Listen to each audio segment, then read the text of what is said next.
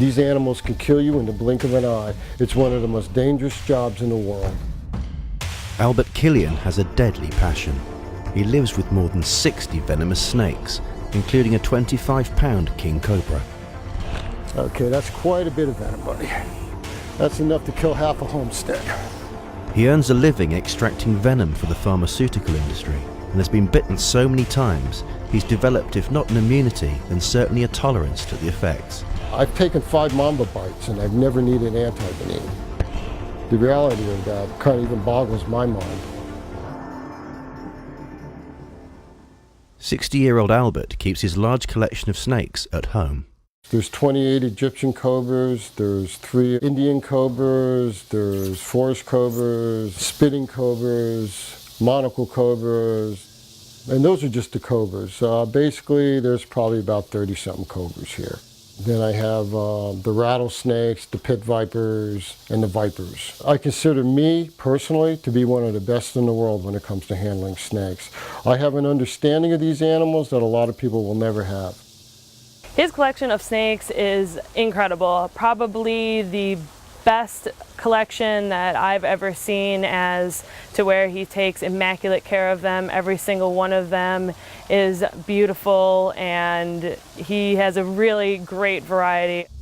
Originally from Connecticut, USA, Albert has been fascinated by snakes since he was just 10 years old.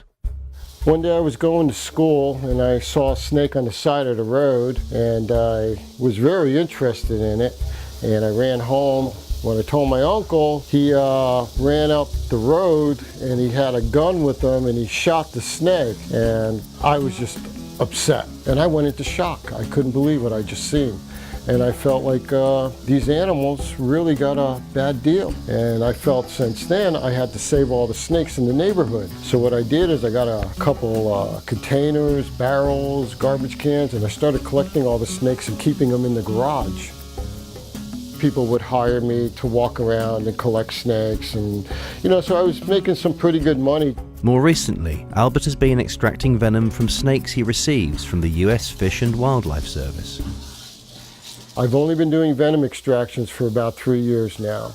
This venom is processed to make pharmaceutical products that they put out in the local drugstores. This is a neurotoxic venom, okay? This venom attacks the central nervous system, causing paralysis, respiratory, cardiac arrest. I've been bitten, not by this particular one, but one's larger than this. I got bit in the arm. I don't even have a mark where the fang went in. And there was enough venom to probably drop an 8,000-pound elephant. Handling these reptiles can be unpredictable, and Albert has been bitten by venomous snakes more than 100 times. Over the years of me being bitten by snakes, my blood does have a tolerance to it, but it's not an immune system. It's just a tolerant immune system that can take higher levels of venom that normally can kill other people. But one encounter with a Sufan cobra he received from Southeast Asia had him close to death. Thing nailed me, and I had only like 20 minutes to get to the hospital. There was no ambulance that could take me, so I wound up driving myself. When I got to the hospital, no antivenin was available. What happened after that was the venom overwhelmed my system, put me into respiratory failure, and also put me into cardiac arrest. I flatlined for like 2 or 3 minutes. During that period of time, I realized, because the consciousness is at a different level. But basically, I kind of felt euphoric. I basically floated out of my body.